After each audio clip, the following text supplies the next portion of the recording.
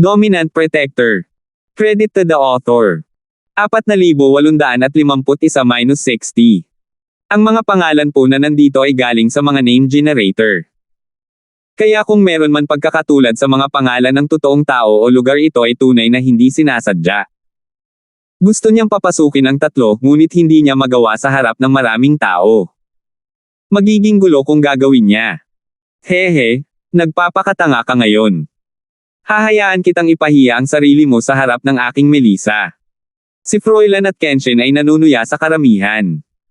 Bago pa matapos tumawa ang dalawa, binato sila ni Terence ng rank 7 recover pill sa kanila at ngumiti. Okay lang ba ito? Oo, syempre kaya mo. Paulit-ulit na tumango ang staff.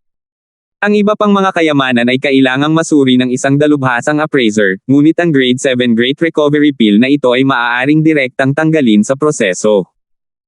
Pabayaan kung ito ay kwalipikado na ma-auction, maaari pa itong magamit bilang panghuling item sa auction. Damn it, wala talagang kulang sa spiritual jade ang bastard na ito. Si Froilan ay dilang-dila kahit siya, ang nag-iisang anak na lalaki ng alkalde, ay hindi kasing bukas palad ni Terence. Dumating sila sa pamilyar na lugar ng auction. Dahil hindi kasali ang mga big shot sa pagkakataong ito, walang espesyal na VIP box setup. Gayunpaman, sa katayuan nilang tatlo, kahit na walang pribadong silid, maaari silang magkaroon ng magandang upuan.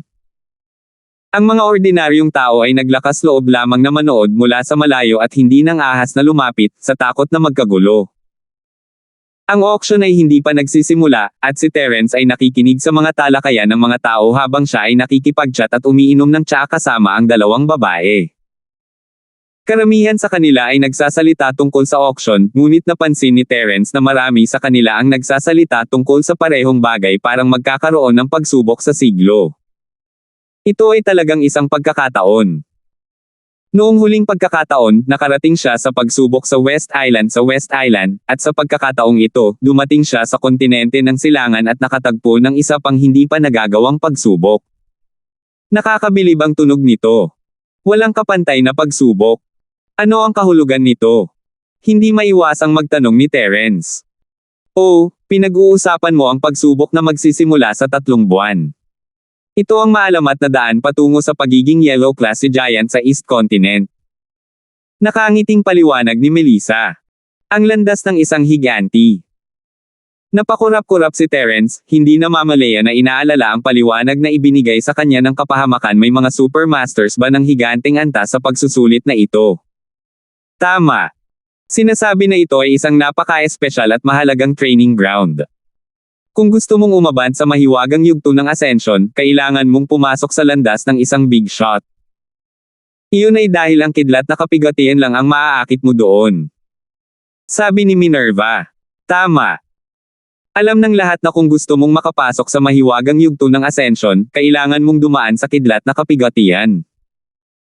Tanging sa panahon ng tempering ng kidlat na kapigatian at pagkakasundo ng dalawang espiritual na ugat, maaari kang magkaroon ng pagkakataong umaban sa mahiwagang yugto ng pag-akyat. Mahirap ay trigger ang kidlat na yugto ng kapigatian sa labas, kung kaya't ito ay imposible. Tumango si Melissa. Sa madaling salita, sa pamamagitan lamang ng pagpasok sa landas ng isang big shot, maaari kong matrigger ang kidlat na kapigatian at magkaroon ng pagkakataong makalusot sa profound stage. Sabi ni Terence, malalim ang iniisip.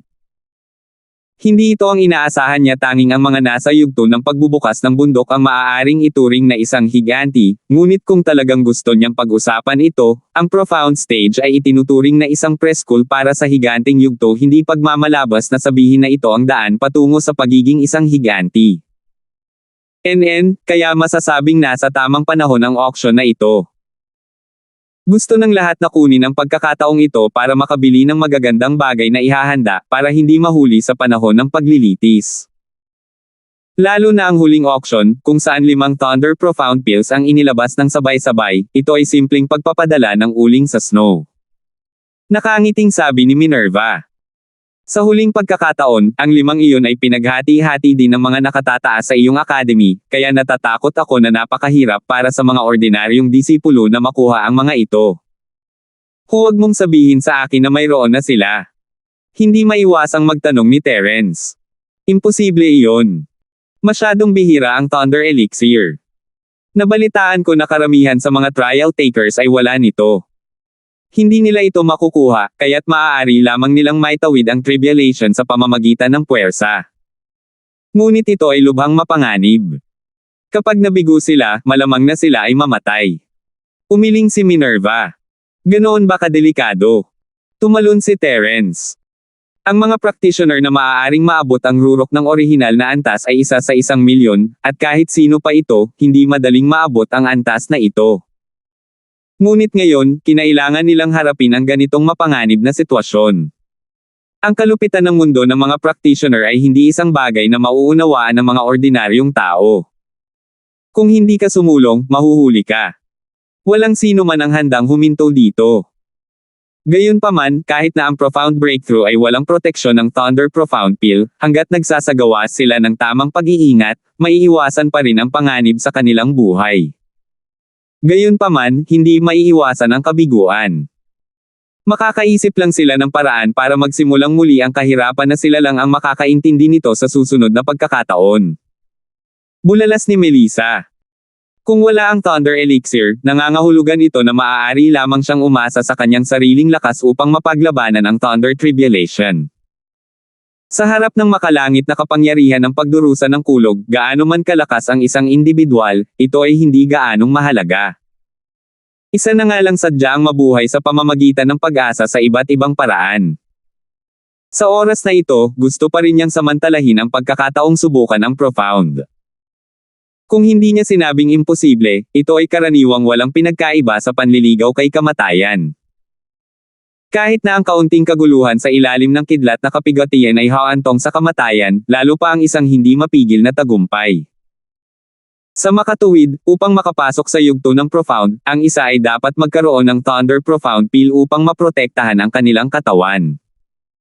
Ito ay kinilala bilang karaniwang kaalaman sa mundo ng paglilinang.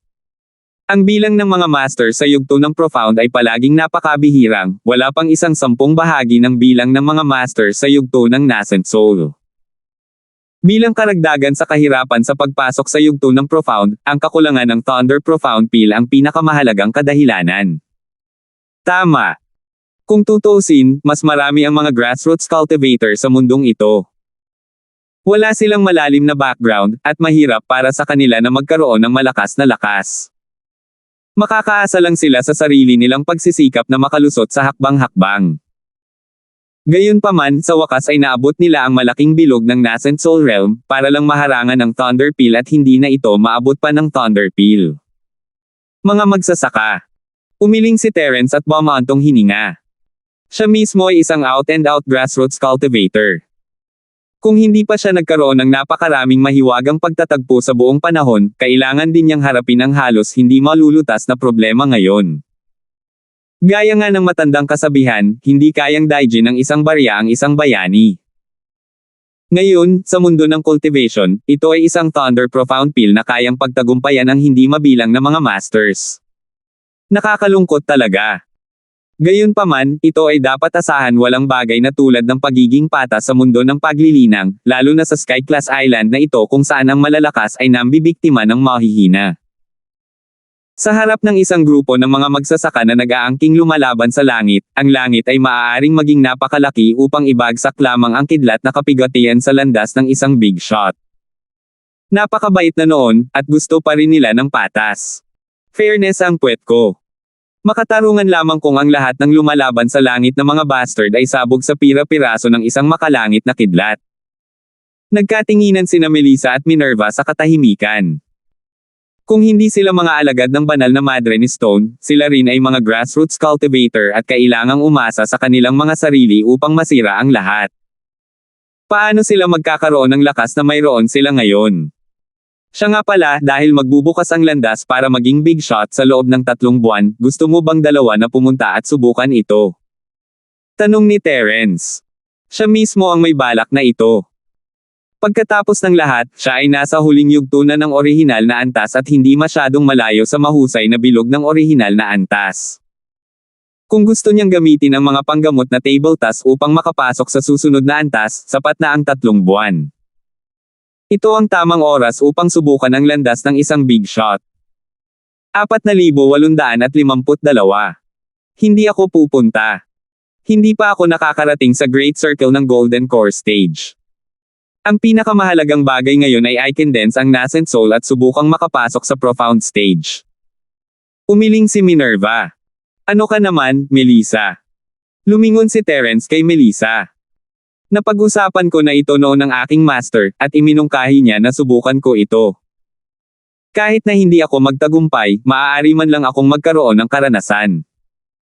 Anyway, sa Thunder Profound Pill, hindi dapat nasa panganib ang buhay ko. Sabi ni Melissa.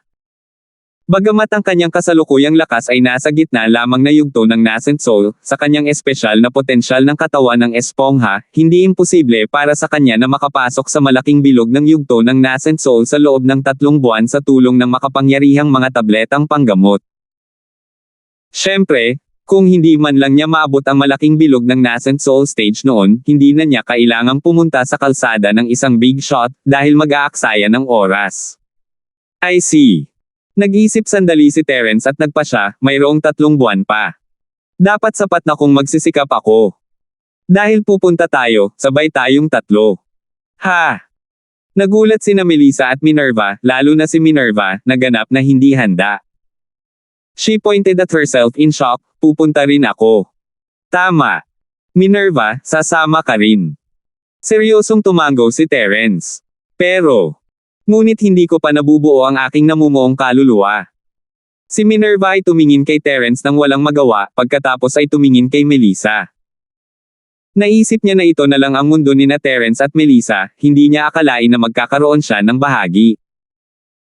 Ang isa ay kailangang maging master man lang ng Great Circle ng nascent soul stage para magkaroon ng pagkakataong makapasok sa kalsada ng isang big shot. Ngayon 3 buwan na lang ang natitira. Sa lakas niya, imposible lang. 3 buwan na lang mula sa Great Circle ng Jindan Stage hanggang sa Great Circle ng Nascent Soul Stage, hindi man lang niya ito mapanaginipan, tama ba? Baka ba ang iniisip mo? Si Melissa ay malalim ang iniisip. Hindi gaanong alam ni Minerva ang tungkol sa mga kakayahan ni Terence, ngunit sinundan niya ito mula sa secular na mundo. Alam niya kung ano ang mga kakayahan ni Terence. Ang ganitong uri ng bagay ay imposible para sa sinuman, ngunit si Terence ay isang exception. Hindi masama. Sabi ni Terence na may misteryosong ngiti. Kaya ang kakayahan mo ay magagamit pa ng mga orihinal na infant stage cultivator, ang galing. Gaman ang loob ni Melissa. What are you guys talking about? Anong abilidad? Si Minerva naman ay nataranta. Hindi niya maisip kung anong uri ng kakayahan ang maaaring magpapahintulot sa kanya na pumasok sa landas ng isang big shot sa loob ng 3 buwan. Malalaman mo sa hinaharap. Ngumiti sina Terence at Melissa sa isa't isa, hindi malapit ang mga tao sa kanilang paligid, ngunit kailangan nilang mag-ingat. Magiging mahirap kung ang kakayahang ito ay lumabas. Napakahiwaga mo. Walang magawa si Minerva, ngunit hindi na siya nagtanong pa. Malalaman din niya sa huli, kaya walang pagmamadali. Habang nag-uusap silang 3, sa wakas ay nabuksan ang individual na auction sa mga mata ng libu-libong tao. Sa pagkakataong ito, ang host pa rin ang maputing balbas na matandang mula sa huling pagkakataon, na maaaring ituring na isang pamilyar na mukha. Lahat, ang individual na auction sa pagkakataong ito ay opisyal na magsisimula. Let's cut to the chase and get straight to the point. Ang maputi balbas na matandang lalaki ay nagbago ng kanyang estilo ng pagsasalita at dumiretso sa punto. Tingnan natin ang unang bagay, isang pares ng mga pakpak ng Eagle King na may multo. Ang panimulang presyo ay 100,000 piraso ng Spirit Jade. Nang matapos siyang magsalita, walang nagpakita ng pagtataka. Bulong lang nila sa tenga ng isa't isa. Walang masyadong tao na talagang interesado sa mga pakpak ng Haring Eagle na may multo. Lumiwanag ang mga mata ni Terence habang nakatingin sa marilag na itim na pakpak na dinadala sa entablado. Bukod sa paggamit, ang hitsura ng item ay talagang top class. Ang 100,000 espiritual na jade ay hindi mura, ngunit tiyak na sulit ito. Bakit lahat ay tutol dito? 150,000. Sabi ni Terence pagkatapos ng ilang pag-iisip. Mayaman siya sa simula, at 3 araw na ang nakalipas, kumita pa siya ng higit sa 80 milyong espiritong si Jade. Ang ilang daang libo ay parang patak sa karagatan. Siyempre, hindi gastador si Terence, hindi niya basta-basta itatapon ang lahat ng espiritong si Jade.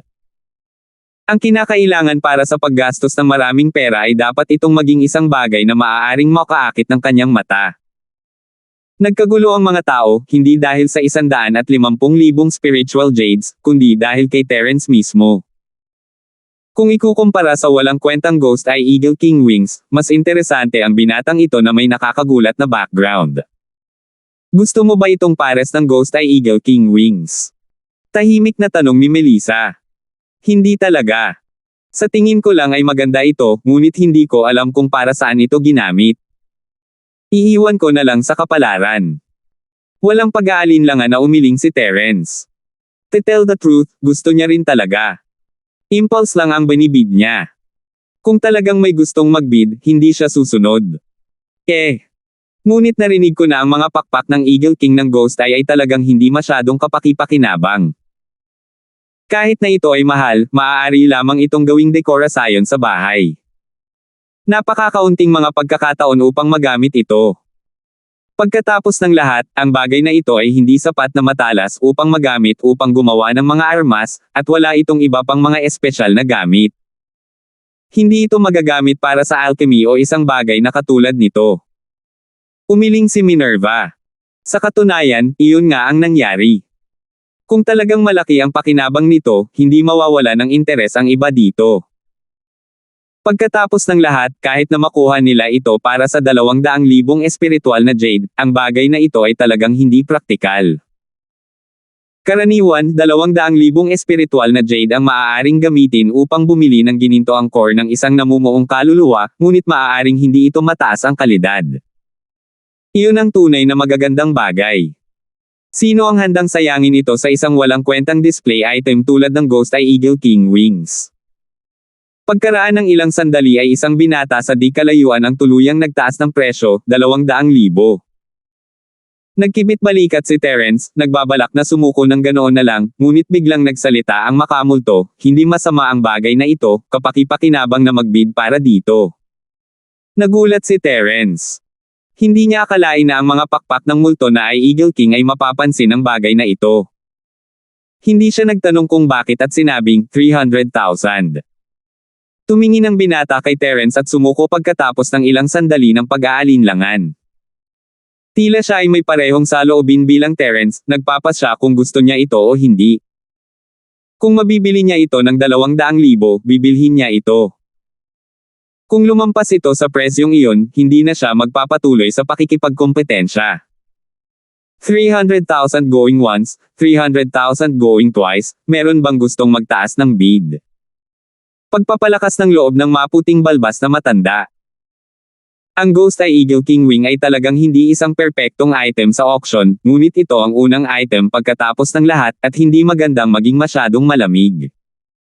Gayunpaman, wala sa kanila ang mga hanggal 200,000 espiritong si Jade ang limitasyon para sa isang bagay na tulad nito, at umabot na ito sa 300,000. Walang lalabas para makipagkompetensya kay Terence maliban kung may butas sila sa utak. Matapos maghintay ng ilang sandali at makitang hindi pa rin kumikibo ang iba, ang maputing balbas na matandang lalaki sa wakas ay gumawa ng matatag na desisyon, 300,000 spiritual jades, deal. 4,853. Ang mga mata ng lahat ay nahulog sa ulo ni Terence, nakatingin sa kanya ng may panghahamak.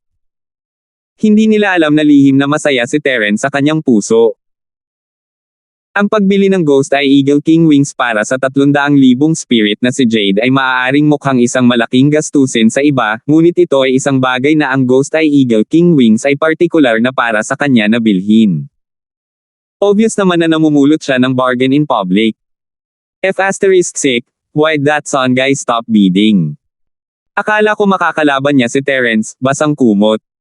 Tiningnan ni Froilan ang eksena at nagmura sa kanyang puso. Ang lalaking may apelyidong Son ay ang binata na kakabid lang ng 200,000. Isa rin siyang second generation cultivator mula sa Morningstar Academy, ngunit hindi niya nakasama si Froilan. Young Master Bard, masyado kang maraming iniisip.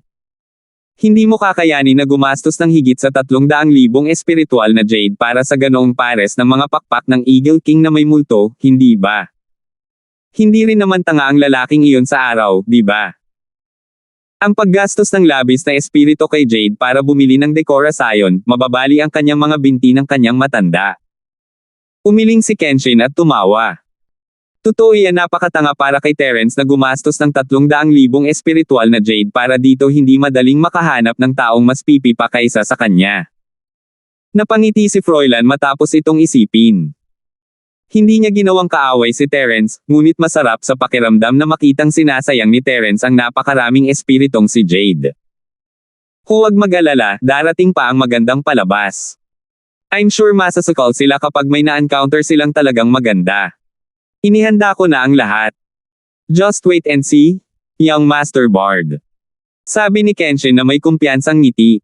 Sige, maghihintay ako. Tinapik ni Froilan ang kanyang balikat. Malaki ang tiwala niya sa nakababatang kapatid na ito na pinaglaruan niya mula noong siya ay bata pa. Kahit man lang sa second generation circle na nakausap niya, siguradong si Kenshin ang may pinakamagandang utak. Ang pangalawang bagay ay ang Infant Poison Dagger. Isa itong banal na sandata na kayang sirain ang anuman. Ang mas bihira pa ay pinahirin ito ng isang pambihirang lason na kayang pumatay kahit isang bagong Soul Stage Master. Ang panimulang presyo ay 500,000 espiritual na jade. Sabi ng maputing balbas na matandang lalaki habang personal niyang ipinakita ang punyal sa karamihan. Unlike the awkward silence just now, biglang nagka-interes ang crowd. Mayroong maraming mga bidder, at ang presyo ay agad na itinaas. Mukhang kakaiba ang punyal na ito. Tiningnan ito ng mabuti ni Terence. Ito ay tila isang normal na punyal sa unang tingin, ngunit nang gamitin niya ang kanyang banal na sentido para maramdaman ito, napagtanto niya na mayroong isang napakasamang aura dito.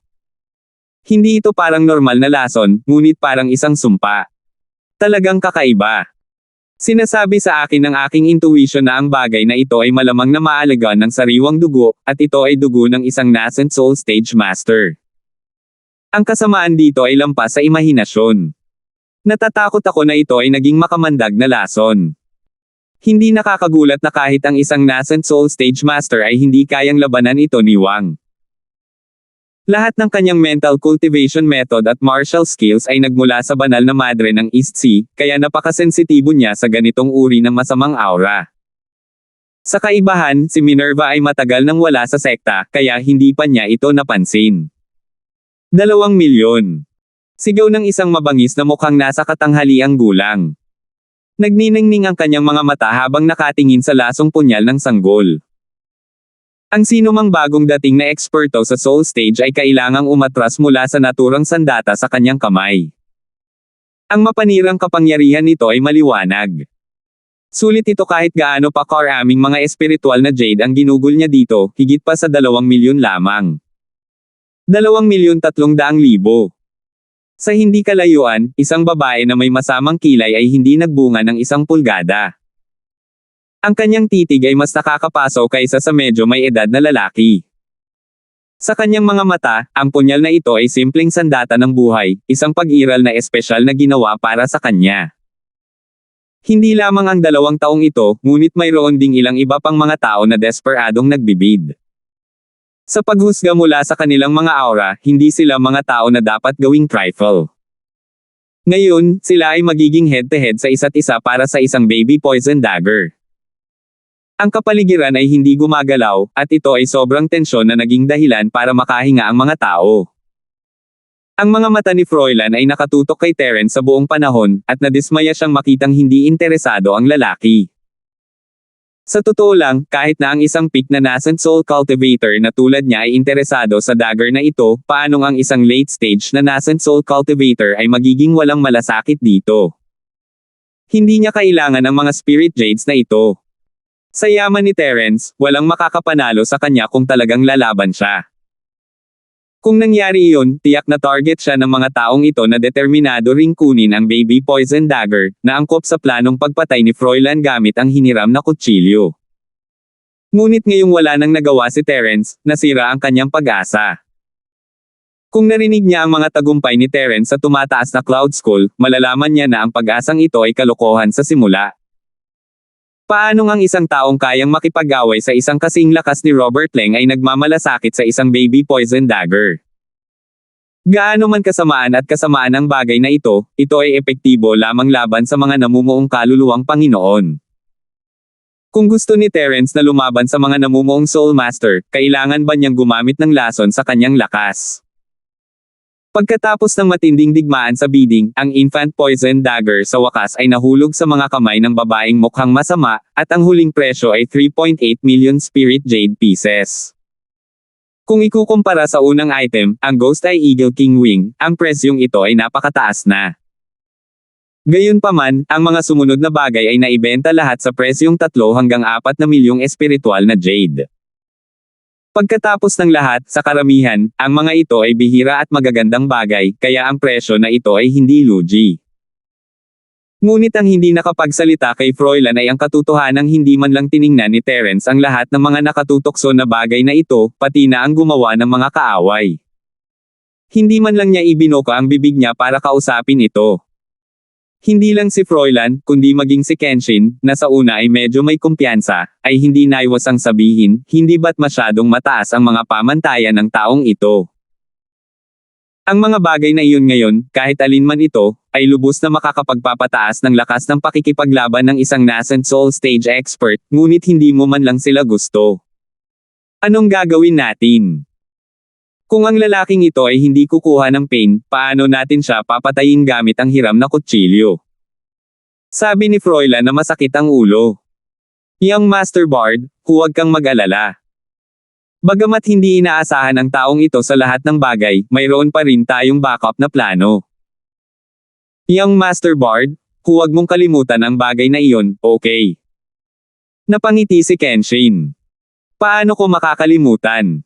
Naglagay talaga ako ng maraming pera. Puno ng sakit ang mukha ni Froilan. Kailangan niyang magdesisyon pagkatapos niyang marinig ang plano ni Kenshin. Kung hindi papatayin si Terence, hindi niya ito aalisin ng normal. Pagkatapos ng lahat, ito ay napakabihirang. Hindi ka makakakuha ng lobo nang hindi binibitawan ang bata. Young Master Bard, nakita mo na ito para sa iyong sarili. That Linford guy don't care about these good things in the eyes of ordinary people. Kung hindi tayo magsisikap, hindi magiging madali ang pagkuha sa kanya ng pain. Kung hindi siya kukuha ng pain, wala talaga tayong magagawa. Napangiti ng walang magawa si Kenshin. As soon as I take out this treasure, kahit gaano pa kataas ang paningin niya, hindi niya ito mapipikit. Tutal, nasa advanced stage pa lang siya ng original level, wala pa siya sa Great Circle ng original level. Hindi ako naniniwala na ayaw niyang pumunta sa path ng big shot sa loob ng 3 buwan. Malamig at may kumpiyansa na tumawa si Froilan. 4,854. Tama. Kahit gaano pa kataas ang standards niya o kung gaano kalakas ang background niya, strength is the king. At saka, super alchemist siya mismo. Para sa kanya, ang gamit ni Young Master Bard ay katumbas ng pagtaas ng lakas niya out of thin air. Maliban na lang kung pumasok ang tubig sa utak niya, kung hindi, imposibleng hindi siya matokso. Hanggat madali siyang matokso. Confident na sabi ni Kenshin. Anak, kailangan mong gumawa ng maingat na pag-aayos. Naglagay ako ng napakaraming pera. Kung hindi ko pa rin siya magawang maging makapangyarihang mga kaaway sa huli, hindi kita bibitawan. Sabi ni Froilan na may konsensya. Ang tanging dahilan kung bakit niya kinuha ang item na ito ay para gamitin si Terence para patayin siya. Kung hindi niya mapabagsak si Terence sa huli at hahayaan lamang niyang manalo si Terence, kung gayon gaano man kataas ang presyo, si Froilan ay magiging sobrang depressed na gusto niyang samuka ng dugo. Kung tutuusin, ang item na ito ay halos kasing bibihira ng Thunder Mystical Pill, at maaaring hindi niya ito mabili kahit gaano pa karaming mga Spirit Jade ang kanyang ginastos. Huwag kang mag-alala, nakapag-ayos na ako. Ang kaaway na ito ay tiyak na sapat na makapangyarihan. Kahit ay provoke siya ng Linford na yun, kailangan niyang pasanin ang mga kahihinatnan. Masisiguro kung tiyak na sasakal siya. Ang taong iyon ay hindi isang makatwirang tao, hehe. Sabi ni Kenshin na nakakatakot ng ngiti. Sige. Nang makita ni Froilan ang kanyang ekspresyon, agad siyang naging puno ng kumpiyansa. Dahil sa tuwing ipinapakita ng lalaking ito ang ekspresyong ito, hindi siya nabigo. Ang oras na ito ay walang pagbubukod. Susunod ay ang ikawalong bagay, ang kakanyahan na naglilinang ng dyablo na gintong damo. Hindi man lang kumupas ang boses ng matanda nang magkagulo ang buong lugar. Ang reaksyon ay mas matindi kaysa sa lahat ng mga nakaraang item na pinagsama. Gaya ng inaasahan ni Froilan at Kenshin, nagliwanag ang mga mata ni Terence. Si Terence ay isang refiner mismo. Kaya't hindi siya estranghero sa kakanyahan na naglilinang ng gintong damo ng demonyo. Ito ang pangunahing sangkap para sa Essence Cultivating Peel. At ito ay kasing bihira ng Thunder Mystical Vine. Bagamat ang yang Yuan Peel ay mabisa lamang para sa Nascent Soul Stage Masters, ito ay isang ikapitong baitang medicinal peel. Ang epekto nito ay napakasimple at malinaw. Hanggat ang isa ay nasa Nascent Soul Stage, maaari silang umabant ng isang level. Para sa Masters of the Nascent Soul Stage, ito ay walang alinlangan na Dream Holy Peel, at ito ang super enhanced version ng Golden Core ng Nascent Soul Stage. Dapat itong malaman na ang Golden Core ng Nascent Soul Stage ay nagkaroon lamang ng mahiwagang epekto kapag pinagsasama ang Nascent Soul. Sa sandaling pumasok sila sa yugto ng Nascent Soul, bagamat hindi imposibleng ipagpatuloy ito bilang isang experience peel, ang epekto ay napakalimitado, at masasabing pangkaraniwan, isang pag-aaksaya ng regalo ng Diyos. Hindi ganap na imposibleng mag-upgrade sa pamamagitan lamang ng pag-inom ng Golden Peel ng Nascent Soul Stage, ngunit imposibleng gawin ito ng walang 10 o 8 tableta. Gayunpaman, iba ang tableta ng sigla. Hindi mahalaga kung ikaw ay isang maagang Nascent Soul Stage Master o isang late Nascent Soul Stage Master, basta kumuha ka ng isa, maaari kang direktang mag-upgrade ng isang level. Gayunpaman, hindi nito mapapalitan ang epekto ng pagsira sa hadlang ng Golden Core. Kung ang isang Golden Core na si Paragon ay nangahas na uminom ng Vitality Peel, siya ay mamamatay sa isang iglap. Ito ay tulad ng hinulan ni Froilan at Kenshin, walang paraan na hindi maiisip ni Terence ang isang bagay na tulad nito. Sa katunayan, hanggat wala pa sila sa peak na Nascent Soul, walang paraan na ang isang Nascent Soul practitioner ay mananatiling hindi matitinag nito, anuman ang background nila. Ang komite ng pagsusuri ay nagpasya na ang pinanggalingan na ito na nag-aalaga ng dyablo na gintong damo ay maaaring hatiin sa 5 bahagi. Sa madaling salita, sa teorya, maaari itong pinuhin sa 5 pinanggalingan ng mga table tasks para sa pangangalaga. Ang panimulang presyo ay 1 milyong Espiritu Jade. Anunsyo ng matandang may puting balbas. 2 milyon, agad na sabi ni Terence, na dinobol ang panimulang presyo. Ang 2 milyong espiritong si Jade para sa isang Essence Cultivating Golden Devil Grass ay medyo mataas. Pagkatapos ng lahat, ito ay hindi isang ready-made Essence Cultivating Peel. Gayunpaman, ang bagay na ito ay walang pinagkaiba sa Essence Cultivating Peel sa mga kamay ni Terence. Lalo na sa panahong ganito, sulit na sulit kahit gaano pa kalaki ang ginastos niya sa espiritual na Jade. Bukod pa rito, ang ilang milyong espiritual na Jade ay isang numero lamang sa mga mata ni Terence. Ngayong nagkaroon na siya ng pagkakataong makabili ng essence na naglilinang ng gininto ang dyablo na damo, ito ay isang tubo mismo. Sa sandaling ito, biglang nagpakawala si Melissa ng kaunting sorpresa at bumulong kina Terence at Minerva, palagay ko nakita ko na itong essence na nagtatanim ng dyablo na gintong damo. Napakurap si Terence. Nako, naalala ko na rin. Hindi ba siya iyon si Wabaw? Sinampal din ni Minerva ang kanyang ulo nang maalala niya. Wabaw. Si Terence ay kumurap, ang mga tao ay nagbigay ng mga pangalan sa mga tao ng ganoon. Nakangiting paliwanag ni Melissa nang makita ang nalilitong mukha ni Terence. Ang Wabaw ay isang palayaw na naisip namin. Froilan ang tunay na pangalan ng lalaking iyon, at siya ang nag-iisang anak na lalaki ni Farah, ang City Lord of Morningstar City. Itinuro niya ang isang mesa sa di kalayuan, nandoon sina Froilan at Kenshin. Maingat silang tiningnan ni Terence, at tumibok ang kanyang puso. Napansin niyang sa simula pa lang ay nakatingin na sa kanya ang dalawa, ngunit hindi niya ito isinasapuso. Kung tutuusin, isa siyang taong nasa gitna ng atensyon ngayon. Napakaraming tao ang nagbibigay pansin sa kanya, ngunit hindi kasing dalas ng dalawang ito. Hindi maiwasan ni Terence na magtaka kung may iba pang plano ang dalawang ito. Paano mo malalaman na ang asensya na naglilinang ng Diablo na gintong damo ay kanya? Nagtataka na tanong ni Terence. Karaniwang kaalaman sa mundo ng pagsasanay na huwag ipakita ang yaman ng isang tao. Kahit sino man iyon, hindi nila sasabihin sa mundo ang tungkol sa essence cultivating golden devil grass. Ang pagiging rich kid ay hindi ibig sabihin na sila ay bobo, maliban na lang kung may butas ang kanilang utak. Dahil ang wabaw na iyon ang nagpakita sa atin mismo, at sinabi pa na ibibigay niya ito kay Ate Melissa. Kahit isang tanga ay masasabi kung ano ang iniisip niya, at hulaan ang sinabi ni Ate Melissa. Pinananatili siya ni Minerva sa pagdududa. Anong ibig mong sabihin? Napukaw ang interes ni Terence, tumingin siya kay Melissa, na namumula. Mabait at maamo ang dalaga, at talagang hindi niya alam kung ano ang magiging reaksyon nito sa panggigipit ni Froilan. 3 salita lang ang sinabi ni Sister Melissa sa oras na iyon, at si Wabaw, ang Polaka na iyon, ay natakot kaya tumalikod siya at tumakbo palayo, dahil ang sinabi niya ay pinipigilan sila ni Minerva sa pagdududa bago niya ipahayag ang sagot, bingi Lola. Ngumiti si Terence. Siguradong hindi siya naririnig ng bingi na Lola. Hindi niya akalain na si Froilan ay isang duwag. Gayunpaman, kailangan niyang humanap ng pagkakataong magpasalamat sa bingi na Lola. Kung hindi dahil sa kanya, hindi lang si Melissa, isa sa 3 engkanto, kundi maging si Minerva ay magugulo. Ang East Province Academy ay walang kakulangan ng mga mapagmataas na pangalawang henerasyong magsasaka. Kakaiba kung hindi sila dumating at guluhin ang 2 babae.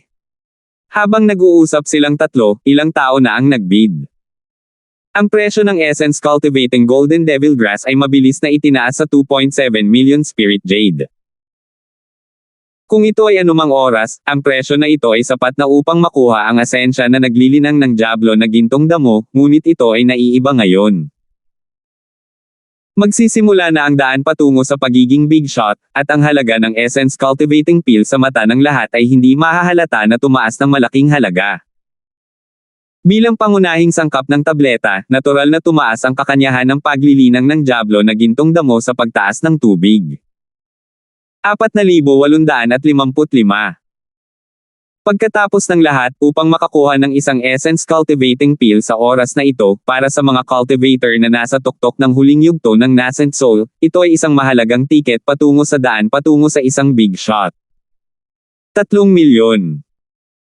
Hindi nagatubili si Terence na itaas ang presyo ng isa pang antas, at ang mga mata ng mga kakompetensya ay kumaibot. Lahat sila ay itinuring na mayayaman kumpara sa iba, ngunit lahat sila ay peking mayaman sa harap ni Terence. Siya lang ang tunay na mayaman. 3,050,000. Sabi ng isang matandang may snow white hair habang nakakuyom ang ngipin. Sinulyapan siya ni Terence. Ito ay isang peak level na late stage na nascent soul practitioner, at tila siya ay naglalagay ng huling laban para sa kanyang sarili. Maaaring may mahabang buhay ang mga practitioner, ngunit nawawala ang kanilang espiritu kapag tumanda na sila, at mahirap para sa kanila na magkaroon ng panibagong tagumpay. Kung hindi niya maabot si Profound sa isang pagkakataon, malamang na hindi na siya magkakaroon ng pagkakataon. Ito ay isang malungkot na pag-iisip, ngunit si Terence ay hindi maaawa sa isang walang kaugnayang tagalabas. Kinailangan niyang makuha ang Essence Cultivating Golden Devil Grass ngayon, at hindi man lang siya kumurap 3,200,000. Natigilan ang ekspresyon ng maputing buhok na matandang lalaki habang nakatingin sa kalmadong mukha ni Terence. Napuno siya ng pighati at galit. Nanginginig ang kanyang katawan habang sinusubukang ibuka ang kanyang bibig, ngunit hindi niya magawang sumigaw. Umupo siyang muli na may malungkot na mukha. 3,050,000 ang kanyang limitasyon. Kailangan niyang hiramin ito sa iba. Hindi niya kayang bumili ng mas mataas pa rito. Hindi siya maaaring manalo laban kay Terence, na mayaman. Kahit na siya ay mapalad na makakuha ng asensya na naglilinang ng gintong damo ng demonyo, ito ay walang silbi. Kailangan niya ng maraming espiritong si Jade para makakuha ng tulong sa paggawa ng essence cultivating pill. 3,300,000. Nang makalayo na ang maputing buhok ay agad namang dumating ang isang dalaga para sunduin siya. Siya ay isang pangalawang henerasyong magsasaka sa academy at mas may tiwala sa sarili kaysa sa maputing buhok na matandang lalaki. Desidido rin siyang makuha ang essence na naglilinang ng gintong damo ng demonyo. Tuwang-tuwa sina Froilan at Kenshin sa tagpong ito. Inilabas nila ang kakanyahan ng paglilinang ng gintong damo ng demonyo para lamang sa eksenang ito. Hanggat hindi sumuko si Terence sa mga taong ito, ipaglalaban nila ito maaga o huli. Kahit na hindi sila gumawa ng mga kaaway, gagawin nila. Ang lahat ng ito ay pangalawa ang taong ginawa ni Kenshin para kay Terence ay hindi pa nagsasalita. Pagkatapos ng lahat, ang pagnanais ng taong iyon para sa kakanyahan ng paglilinang ng gininto ang damo ng demonyo ay higit pa kaysa kay Terence. 3,800,000. Tumingin si Terence sa babae, at ang numerong binitawan niya ay nagulat sa lahat. Hindi ito isang ready-made essence cultivating pill, isa lang itong essence na naglilinang ng golden devil grass. Kailangan bang magbigay ng napakataas na presyo? Wala siyang choice, kusa lang ang mayayaman. 3,700,000. Galit na tiningnan ng dalaga si Terence at nagngangalit ang kanyang mga ngipin pagkatapos ng ilang pag-aalinlangan. 4,200,000. Ang ekspresyon ni Terence ay kalmado pa rin gaya ng dati, hindi man lang siya tinitingnan. Sa kanyang kayamanan, siya ay nakatadhana na maging walang talo sa kaganapan ngayon kung saan walang anumang malaking shot. Gaano man kalakas ang isang second-generation practitioner, wala sila sa harap niya. Dati sila ang dumudurog ng mga tao hanggang mamatay gamit ang mga spirit jade, ngunit ngayon ay oras na para maranasan nila kung ano ang pakiramdam ng masira hanggang mamatay ng mga spirit jade. Nabulunan ng dalaga gaya ng inaasahan, ang kanyang mukha ay nagiging berde at puti habang nakatitig kay Terence. Matagal siyang nag-alinlangan bago umupo ulit. Hindi dahil sa hindi kayang bilhin ng kanyang pamilya ang ganoong kalaking espiritual na jade, ngunit sa presyo ng essence cultivating pill, kahit na nakuha niya ang essence cultivating golden devil grass, papagalitin siya ng mga matatandaan ng kanyang pamilya. Lahat ng kanyang espiritual na jade ay ibinigay ng kanyang pamilya, at hindi siya nang ahas na sayangin ito tulad ng ginawa ni Terence. Parang walang aaway sa'yo ngayon. Ngumiti si Melissa, matagal na niyang sinusundan ang madre ni Stone, at ang kanyang kaalaman ay mas mataas kaysa sa karaniwang estudyante. 4,200,000 espiritong si Jade ay sapat na para makabili ng handa ng gamitin na tableta, at walang sino man ang gustong makipaglaban kay Terence para dito, maliban sa mayaman. Hindi ko akalain na magiging ganoon ka-simple. Umiling si Terence, isang tao ang binibigyang pansin niya sa buong auction, hindi si Froilan, kundi ang matanda na may pulang buhok na nakaupo sa gitna ng bulwagan. Naisip ni Terence na kakaiba ang hitsura ni Darwin, ngunit hindi niya inaasahan na makakatagpo siya ng mas kakaiba. Hindi lang namumula ang buhok at balbas niya, pati mukha niya ay abnormal na pula. Hindi lang ito ang Sky Class Island version ni Master Larkins, para siyang Fire Lord. Siyempre, hindi pinansin ni Terence ang matandang ito na may pulang buhok dahil lang sa kakaibang hitsura nito o sentimo, dahil sa kanyang aura at lakas. Kahit na nakaupo lang siya roon at hindi gumawa ng ingay, malakas ang presensya niya. Ito ay isang tunay na planta ng pagbubukas ng bundok, at hindi niya kailanman pinigilan ang kanyang aura.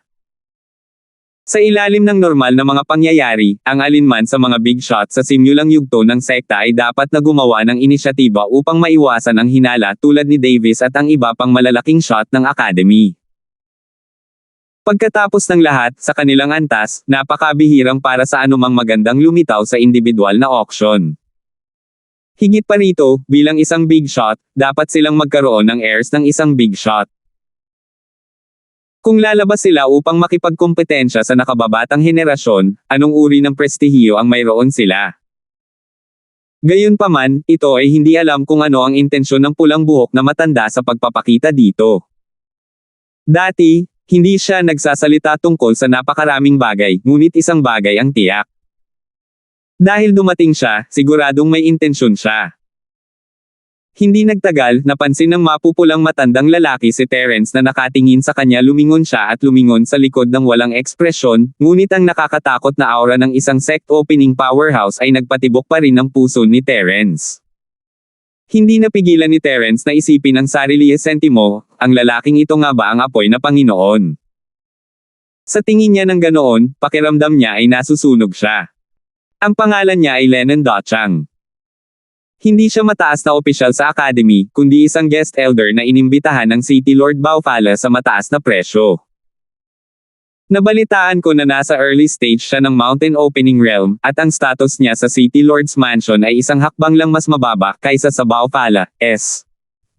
Isa siya sa nangungunang 3 big shot. Tahimik na sabi ni Melissa. The City Lord's Mansion's big shot. Tapos anong ginagawa niya dito? Tumindi ang masamang pakiramdam sa puso ni Terence. Hindi ko alam. Nagkatinginan sina Melissa at Minerva at umiling.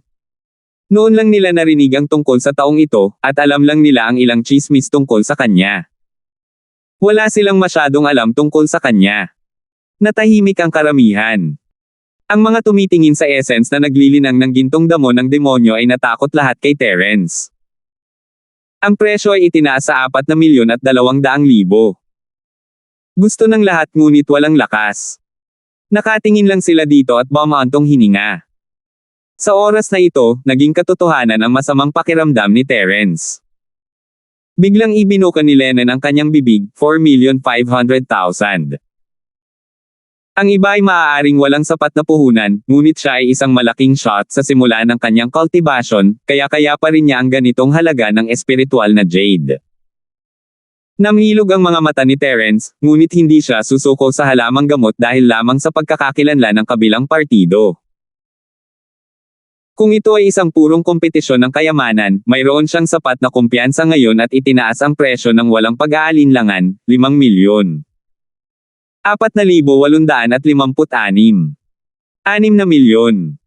Si Lennon ay tila isang mayaman. Kung siya, isang big shot sa pambungad na yugto, ay hindi manalo laban sa isang junior, siya ay isang biro. Gayunpaman, napansin ng mga tao na hindi natural na kumikibot ang bibig ng bisitang si Big Shot. Tahimik ang buong lugar, wala nang makatatalon at makagulo pa. Ang esensya na naglilinang ng gintong damo ng demonyo ay maaari lamang mahulog sa mga kamay ng isa o 2 tao, alinman kay Terence o Lennon.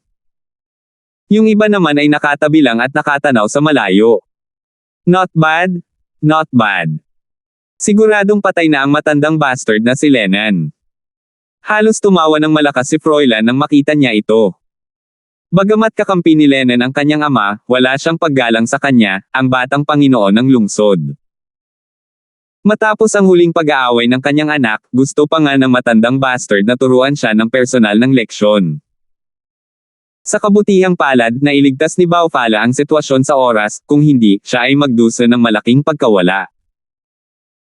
Hindi gusto ni Froilan si Lennon, ngunit siya ay isang sect-opening powerhouse, pagkatapos ng lahat, at maging ang kanyang ama ay kailangang maging magalang sa kanya.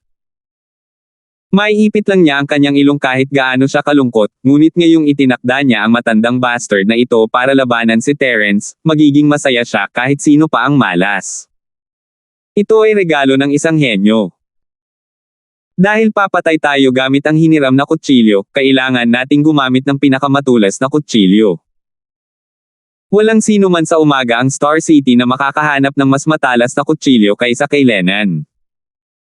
Hindi maiwasang matuwa si Kenshin sa tagumpay ng kanyang plano. Ang mga normal na kalaban ay hindi sapat para harapin ang isang tulad ni Terence na may malakas na background. Kahit isang profound stage ay malayo pa sa sapat. Siya ay dapat na hindi bababa sa isang pambungad na yugto. Gayunpaman, hindi madaling gamitin ang isang powerhouse sa simula ng bundok. Tanging isang powerhouse na may maalab na personalidad tulad ni Lennon ang maaaring gamitin niya. Nga pala, paano mo nalaman na ang matandang bastard ang kukuha ng pain? Biglang tanong ni Froilan. Bagamat bihira at kapaki-pakinabang ang asensya sa paglilinang ng demonyong gintong damo, wala itong silbi kay Lennon, na isang malaking shot sa simula ng kanyang paglilinang. Hehe, young Master Bard, nakalimutan mo na ba ang tungkol kay Benedict na nakipagtalo sa atin noong nakaraan? Nasa rurok na siya ngayon ng yumaong yugto ng Nascent Soul, at sinabi na niya na sasama siya sa daan patungo sa pagiging big shot. Hanggat ipinakalat niya ang balita tungkol sa pinagmula na nagtatanim ng gininto ang Diablo na damo, kakaiba kung ang matanda ay mapangalagaan ang kalikasan. Napangiti si Kenshin. Ang Benedict na sinasabi niya ay ang anak ni Lennon. I see. No wonder pumunta ka sa side ni Benedict 2 araw na ang nakakaraan. Sinadya mong binibigyan siya ng ilang impormasyon. Napakasama mo, pero gusto ko. Tumawa si Froilan. Master Bard, hindi ko lang siya pinaalam, in-emphasize ko rin ang yaman ni Terence. In short, hindi siya mananalo laban kay Terence with his spiritual jades alone unless his dad does it, and it can't be done according to the usual routine, hehe. Ngumiti ng masama si Kenshin. Magaling, magaling. Hintayin na lang natin ang palabas. Si Froilan ay labis na nasisiyahan sa kanyang kanang kamay. Ang dahilan kung bakit tinawag nilang matandang bastard si Lennon ay dahil ang taong ito ay hindi sumunod sa mga patakaran sa lahat ng kanyang ginagawa. Isa rin siyang master na gagawin ang lahat.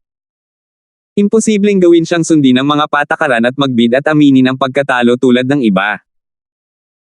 Habang nag-uusap ang dalawa, todo-todo na si Terence kasama ang pambungad na leader ng sekta, gaya ng inaasahan nila. 7 million. 7,500,000. Hindi pa rin handang sumuko si Lennon, ngunit nakikita ng lahat na hindi na siya makakatagal pa. Para sa isang labis na presyo para sa isang kakanyahan na naglilinang ng Diablo na gintong damo, naramdaman ng iba na sila ay nananaginip. Dapat malaman ng isang tao na kahit na ang pinakabihirang pang-7 baitang elixir, ang Thunder Profound Pill, ay magkakahalaga lang ng ganito sa pinakamaraming halaga. Ang presyo ng transaksyon ng isang ordinaryong essence cultivating pill ay bahagyang lalampas sa 5 milyon, lalo na kapag ito ay isang essence lamang na naglilinang ng Golden Devil Grass. Sa sandaling ito, ang isip ng lahat ay napuno ng parehong kaisipan, ang dalawang ito ay baliw. 8 milyon. Walang pakialam si Terence kung ang kabilang partido ay isang pambungad na pinuno ng sekta o hindi dahil ito ay isang auction, kung sino ang may pinakamalakas na espiritu na si Jade ay siyang magpapakitang gilas. Nabulunan si Lennon sa ilalim ng mapagbantay na mga mata ng karamihan. Isa nga siyang big shot sa simula ng bundok, ngunit isa lamang siyang guest master sa mansyon ng City Lord, hindi isang leader na tulad ng City Lord. Paano niya nasayang ang napakaraming spirit jade ng basta-basta? Pero hindi akalain ng mga may alam ng kaunti na susuko siya ng ganun-ganun lang. Gaya ng inaasahan, sumambulat ang mabangis na aura ni Dochang habang pinandilatan niya si Terence at nagmumura, "Damn it, sinong bulag para kalabanin si Lolo Lennon? Naghahanap ka ba ng kamatayan? Kukunin ko itong essence na nagtatanim ng Diablo na gintong damo. Kung sino man ang maglalakas loob na pigilan ako, huwag mong sisihin ang Lolo Lennon mo sa pagtalikod sa iyo." Hindi mapigilan ni Terence na magmura sa kanyang puso.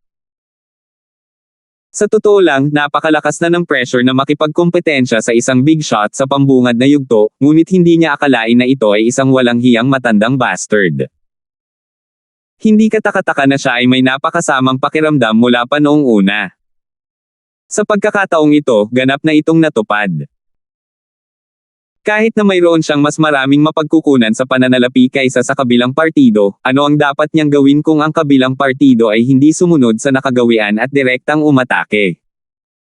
Sa harap ng ganap na lakas, lahat ng mga pukana at intriga ay isang biro.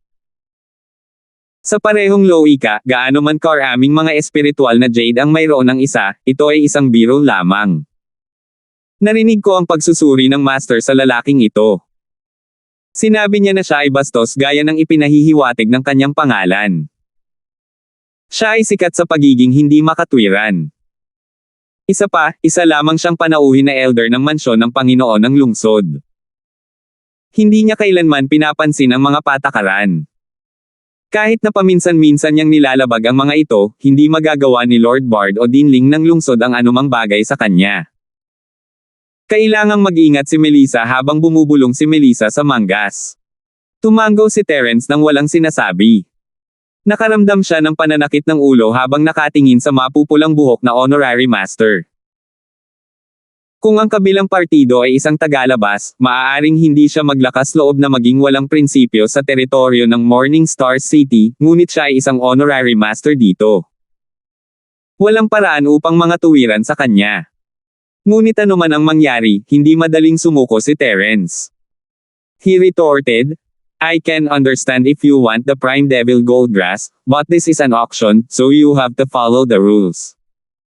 Kung hindi mo kayang maglaro, huwag maglaro. Gusto mo bang sirain ang pagiging patas ng auction?" Nagdulot ng kaguluhan ang mga salita ni Terence. Alam nilang lahat na hindi maarak ang background ni Terence, ngunit hindi nila akalain na ang taong ito ay magiging ganito katapang upang labanan ang isang pambungad na pinuno ng sekta ng bundok sa harap ng lahat. Hindi nila alam na nasanay na ang tapang ni Terence. Nagawa niyang makatakas ng hindi nasaktan mula sa lumang sekta sa West Mountain noong nasa Golden Core stage pa lang siya. Ngayon na siya ay nasa advanced na yugto ng orihinal na antas at may lahat ng uri ng identity aura na nagpoprotekta sa kanya, hindi niya kailangang matakot sa bundok na ito na magbubukas ng big shot. Nagulat din si Lennon, at hindi niya maiwasang suriin muli si Terence. Ito ang unang pagkakataon na nakatagpo siya ng ganito, isang bagong-bagong yugto ng kaluluwa ang nang-ahas na makipag-usap pabalik sa kanya sa publiko. 4,857. Huwag pag-usapan ang mga walang kwentang bagay na iyon. Sinasabi ko sa iyo, wala akong naiintindihan. Si Lennon ay hindi naging katulad ng isang big boss. Karaniwan na sa kanya ang walang kahihiyan na kumilos. Kung hindi, napakaraming tao ang lihim na tatawagan siyang matandang bastardo. Ngumisi siya at sinabing, kung kailangan ng anak ko ang Shea*T-herb na ito para mag-concoct ng pills, sabihin mo lang na bitawan mo siya o hindi." Lahat ay walang imak na umiling. Ano ang ibig mong sabihin sa pagdaraya? Ito ay panloloko, at ito ay panloloko sa harap mo para wala kang anumang init ng ulo. Ang pinakakahilahilakbot na bagay ay ang matandang bastard na ito ay isa ring big shot sa pagbubukas ng yugto ng bundok. Maliban sa mga big shot na iyon na nasa mountain opening stage din, walang ibang kwalipikadong tumayo at makipag-usap sa kanya. Ang kanyang kamao ang pinakamalaki sa mga taong naroroon, kaya natural, siya ang may huling say. Nagkatinginan sina Melissa at Minerva na nakakunot ang mga kilay. Pareho silang nag-iisip tungkol sa parehong bagay, dapat ba silang lumabas at humingi ng tulong sa kanilang Panginoon. Kahit na ang banal na madre ni Stone ay walang gaanong kontrol sa matandang bastard na ito, siya ay isa pa ring founding member ng sekta kung tutuusin. Hindi bababasa, hindi siya maglakas loob na kumilos ng walang prinsipyo. Nakakagalit lang ang tono niya. "Binubuli kita, ano? Maglakas loob ka bang tamaan ako?" niya naisip. Kung ibang tao, malamang aaminin nila ang pagkatalo, ngunit alam ng dalawang babae ang pagmamalaki ni Terence, hindi siya basta-basta susuko. Ayos lang kung mag-uusap lang sila, pero malaki ang dehado kung mag-aaway sila. Si Terence naman ay naaliw sa mga babae, nag-aalalang mga tingin. Tumingin siya kay Dachang ng mahinahon. "Patawarin mo ako sa pagtatanong, pero kung bibili ka ng Essence Cultivating Golden Devil Grass, sino ang hahanapin mo para mag-refine ng pills?" "Syempre hinahanap ko si Darvan. Sino pa ba ang mahahanap ko?" Walang pagdadalawang isip na kinulat ni Lennon ang kanyang mga labi. Ang Essence Cultivating Pill ay isang 7th grade elixir, at ang mga ordinaryong alchemist ay hindi ito kayang hawakan. Ang tanging isa sa umaga na Star City na may pinakamaraming kumpiyansa ay si Darvan. "Naku, yan ang alagad ko. Sasabihin ko sa kanya na huwag mong kunin ang trabaho mo. Wait and see." Bahagyang ngumiti si Terence.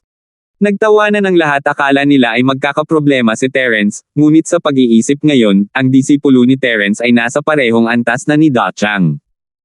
Mahirap sabihin kung sino ang makakakuha ng pinakamahusay na tumawa sa labanang ito.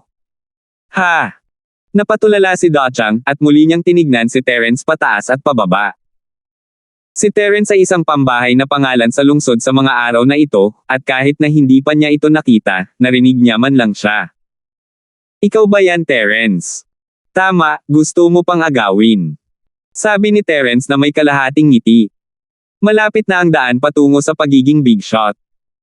Kung ang essence cultivating Golden Devil Grass ay hindi maaaring gawing isang essence cultivating pill sa lalong madaling panahon, kung gayon ang epekto nito ay lubos na mababawasan. Lalo na nang ang panauhin sa pagbubukas ng bundok na ito ay kailangang gumamit ng isang walang kahihiyang pamamaraan ng publiko upang makuha ang kakanyahan ng paglilinang ng gintong damo ng demonyo. Ito ay kailangang maingat na isaalang-alang. Ito. Nag-alinlangan si Lennon sa unang pagkakataon. Siya ay isang brute, ngunit hindi siya tanga. Sa katayuan ni Terence, kahit na siya ay isang pambungad na pinuno ng sekta, wala siyang magagawa. May hangganan ang kawalang hiyaan. Gusto lang niyang kunin ang Prime Devil Gold Grass, ngunit kung maglakas loob siyang hawakan si Terence, hindi lang magbabago ang ugali ng alkalde, kundi ang academy ay magkakaroon din ng problema.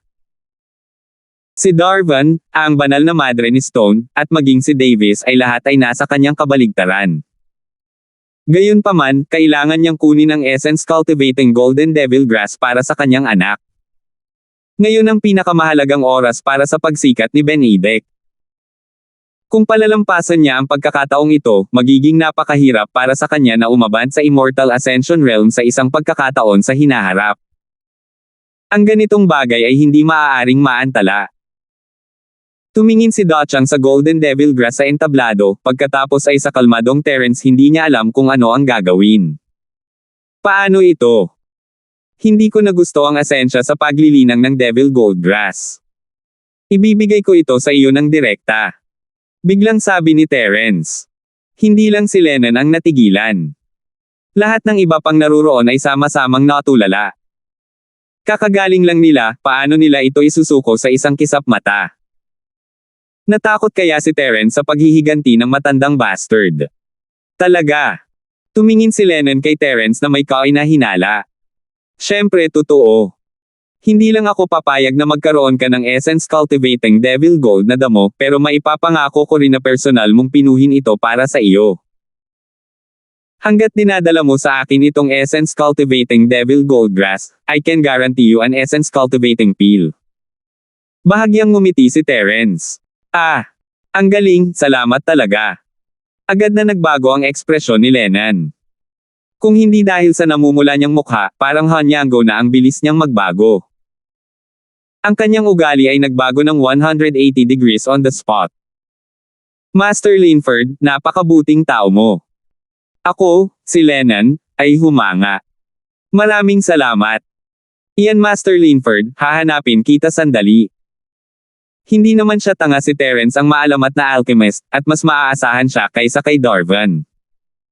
Bakit pa magiging disipulo niya si Darvan? Kahit na ang kakanyahan na ito na naglilinang ng Diablo na gintong damo ay sapat na para sa 5 hanay ng mga sangkap, iyon ay sa teorya lamang. Hindi ito mabibilang sa realidad. Kung hahanapin niya si Darvan, maaari niyang pinuhin ang dalawa kung siya ay mapalad. Kung siya ay malas, baka hindi niya mapino ang isa. Masyadong delikado iyon. Ngunit iba si Terence. Ang kumpletong tableta ay nangangahulugan na ang asensya na naglilinang ng gininto ang Diablo na damo ay nasa kanyang mga kamay, at maaari siyang gumawa ng 5 essence cultivating pill. Bagamat isa lang ang ibinigay ni Terence sa kanya, sapat na iyon para sa kanya. Pagkatapos ng lahat, ang kanyang anak ay isang antas lamang mula sa peak na nascent soul realm. Hindi mahalaga kung mayroon siyang higit pa. Sa isang banda, malamang na sayang ito, at sa kabilang banda, makakakuha siya ng isa. Kahit na ang isang hanggal ay alam kung ano ang pipiliin, hindi banggitin na si Lennon ay hindi isang tanga. Nakarating na si Lennon sa tabi ni Terence, at lahat, kasama si Terence, ay ganap na natulala. Kanina lang niya tinawag si Terence na Lolo Lennon, ngayon siya ay naging maliit na Lennon pagkatapos sabihin ni Terence na gagawa siya ng mga table tasks para sa kanya. Saan niya nakuha ang integridad ng isang big shot sa simula ng kanyang cultivation? Nagtago sa sulok sina Froilan at Kenshin at nagkatinginan. Sa sobrang gulat nila ay hindi sila nakapagsalita ng matagal. Maingat nilang idinisenyo ang napakagandang bitag, ngunit ang apelyidong Linford na iyon ay nagsabi lamang ng ilang salita at nasira na niya ang bitag. Para kay Terence, hindi niya maiwasang makipagpalitan ng ngiti kay Melissa at Minerva. Hindi naman tanga si Dachang, at nagpapanggap lang siyang hulagan. To put it bluntly, ginagamit lang niya ang kanyang balat para samantalahin ang sitwasyon. Si Mike ay ganito, si Darwin ay ganito, at ngayon itong Lennon ay ganito. Hindi maiwasan ni Terence na magtaka kung ang lahat ng mga big shot sa East Continent ay ganito. Lahat sila ay mas mabilis na nagbago ang kanilang mga mukha kaysa sa pag-flip ng libro. Sinanay ba nilang lahat ang kanilang mga mukha? 4,858. Inayos ni na Terence at Dachang ang mga patakaran sa harap ng lahat, at sa wakas ay nakahinga ng maluwag ang matanda. Kahit na siya ang auction host ng paaralan, wala siyang magawa sa isang hindi makatwirang hamak na tulad ni Dachang. Masakit sa puso kung talagang babalik si Dachang sa kanyang salita at kinuha ang asensya sa paglilinang ng gintong damo. Sa kabutihang palad, ang binatang ito ay may sapat na karanasan upang ayusin si Lennon sa pamamagitan ng ilang simpleng salita. Kinabukasan ay dapat katakutin. Ang maputing balbas na matandang lalaki ay napabuntong hininga sa kanyang puso habang maingat na tinanong si Lennon, kung gayon ang asensyang ito na naglilinang ng gintong damong demonyo ay sa iyo. Ang presyo kanina ay 8 milyong espiritu jade. Sa mahigpit na pagsasalita, ang pamamaraang ito ay naglalagay pa rin sa kanya sa isang mahirap na posisyon. Kung tutuusin, kung silang dalawa ang gumagawa nito, ano ang silbi ng pagiging auction host niya? Ngunit walang ibang paraan. Ito ang pinakamahusay na solusyon sa sandaling ito. Ito ay mas mahusay kaysa sa inagaw ni Lennon. Damn, ang brat na ito ay nakatakas. Nagkatinginan sina Froilan at Kenshin nang walang imak. Ang tanging nakakaaliw sa kanila ay ang 8 milyong espiritong si Jade. Ang presyong ito ay malayong lumampas sa halaga ng Essence Cultivating Golden Devil Grass. Bagamat hindi nila nakuha si Terence sa pagkakataong ito, kumita pa rin sila ng malaki at hindi naman masama ang resulta. Gayunpaman, ang mga sumunod na salita ni Lennon ay nagpang-inig sa kanilang mga puso. Pinandilatan sila ng matandang bastard, at pinigilan sila ng kanyang dominanteng aura. Ang iyong lola. Kung umatras si Master Linford, kailangan nating magsimulang muli. Huwag mong subukang lokohin ang iyong lolo Lennon. Ito. Halos magluwa ng dugo sa mukha ang maputing balbas na matandang lalaki. Marami na siyang nakitang bastos, ngunit ito ang unang pagkakataon na nakakita siya ng ganito kawalanjiya. Mayroon bang sino man sa mundo na maaaring maglaro ng ganito? What's wrong? May opinion ka ba? Muli siyang pinandilatan ni Lennon na may masamang ekspresyon. Kung tutuusin, isa siyang malaking shot sa simula ng bundok, at ang kanyang aura at pressure ay hindi isang bagay na kayang tiisin ng mga ordinaryong tao. Tanungin muna natin ang opinyon ng auctioneer. Ang maputing balbas na matandang lalaki ay nag-alinlangan sandali at sinabi. Siyempre, hindi niya ito magagawa sa normal na mga pangyayari. Kung hindi, ang auction ay magiging isang malaking biro. Gayunpaman, siya ay isang pansamantalang auction host lamang. Hindi siya tanga para sakta ng isang big shot sa simula ng yugto para sa isang pansamantalang trabaho. Papatayin ko ang sinumang maglakas loob na tumanggi. Binyantaan ni Lennon ang lahat ng walang prinsipyo, pagkatapos ay pinaikit ang kanyang mga mata at nagtanong, huwag kang maglokohan. Sabihin mo sa akin kung sino ito. Mabilis lang na nasuri ng maputing balbas ang listahan ng pangalan ng mga bidder. Ang kanyang tingin ay dumaan sa mga mukha ng lahat ng naroroon, at sa wakas, nagpout siya ng kanyang mga labi at itinuro si Froilan, na nagtatago sa sulok. ******** Nang makitang itinapon ng maputing balbas na matandang lalaki ang mainit na patata sa kanyang ulo, agad na umitim ang mukha ni Froilan. Matapos ipagkanulo ng maputing balbas na matandang lalaki, agad siyang naging focus ng lahat ng naroroon. Ngayon, alam na ng lahat na siya ang may-ari ng asensya na naglilinang ng gintong damo ng demonyo. Damn it! Kung alam ko lang ng mas maaga, na-auction ko na to ng anonymously. Si Froilan ay nagmumura sa kanyang puso, hindi lamang siya nabigo na makuha si Terence, siya ay nasa gulo. Oh, ikaw pala yan, anak. Malisyosong ngumisi si Lennon. Noong nakaraang pagkakataon, natalo ang kanyang anak sa kamay ng batang ito, at gumawa siya ng malaking eksena dahil dito. Hindi niya inaasahang magkikita pa kami ngayon. Senior. Senior Lennon. Isang pangit na ngiti lang ang nailabas ni Froilan. Dahil kakilala ka, madali kang kausap. Bata Bard, sabihin mo sa akin ang ibig mong sabihin. Gusto mo bang kunin ni Lolo Lennon ang palso mo? Tinitigan ni Lennon si Froilan at ninisyan. Bagamat ang kabilang partido ay anak ng kanyang immediate boss, wala siyang pakialam sa ganitong uri ng kalokohang relasyon. Inanyayahan siya ni Farah na maging panauhin dahil sa kanyang lakas, hindi dahil gusto niyang magkaroon ng pabor sa kanya. Bukod dito, walang pabor sa pagitan nila. Sa halip, nagkaroon ng sama ng loob dahil sa kanyang anak. Ito. Namanhid ang anit ni Froilan sa kanyang pagkakatitig. Mas pangit pa sa pag-iyak ang ngiti niya. Kung talagang gusto niyang kunin ng matandang bastard na ito ang kanyang palso, tiyak na babuliin niya ito. Ang matandang bastard na ito ay tiyak na walang ugali ng isang big shot. Siya ay talagang walang awa. Sabihin mo, ang bagal mo, payag ka ba o hindi? Malungkot na udyok ni Lennon. Halos mapahagalpak ng tawa si Terence Okolanyang kasal ito kung nasa pangkaraniwang mundo siya, ngunit hindi ito mag-asawang naglalakad sa bulwagan ng kasalan. Ito ay isang matanda na may pulang buhok at isang mayamang young master. Hindi alam ni Froilan ang isasagot. Lumingon siya para tumingin kay Kenshin para humingi ng tulong, ngunit paanong ang isang maliit na karakter na tulad ni Kenshin ay manggahas na tumayo at harapin si Lennon. Kung ang kanyang ama, si Baofala, ito ay mas katulad nito. Sa sandaling ito, silang dalawa lang ang naroon, kaya siguradong kakainin sila ni Lennon. Sige.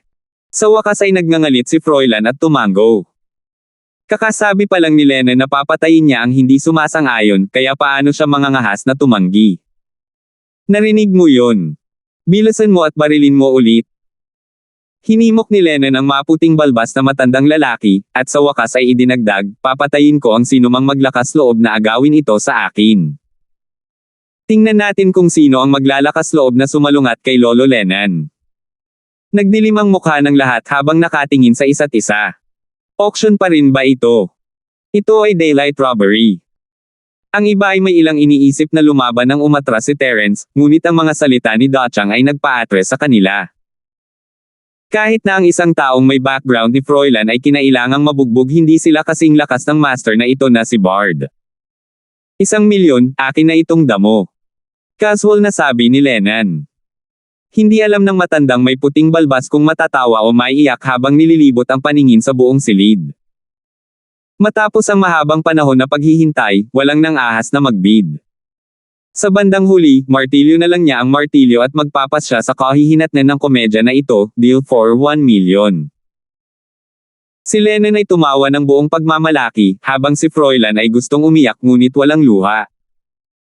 Ano ang kahulugan ng pagtatangkang magnakaw ng manok ngunit nawala ang bigas? Ano ang ibig sabihin ng magdusa ng dobleng pagkawala? Ito ang F***king portrayal sa kanya ngayon. Hehe, isang magandang essence cultivating devil goldgrass ang ibinente sa base price. Malaki ang talo niya this time. Nakangiti si Terence habang sinulyapan ang mukhang malungkot na si Froilan.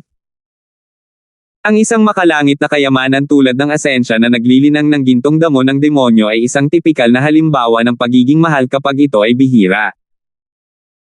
Karaniwan, walang malinaw na presyo para dito, at makikita lamang ito sa mga malalaking auction. Ang presyo sa merkado ay nakasalalay sa kung gaano karaming mga tao ang nakikipagkumpetensya para dito. Ngunit ano man ang mangyari, ang 1,000,000 espiritual na jade ay talagang isang malaking kawalan.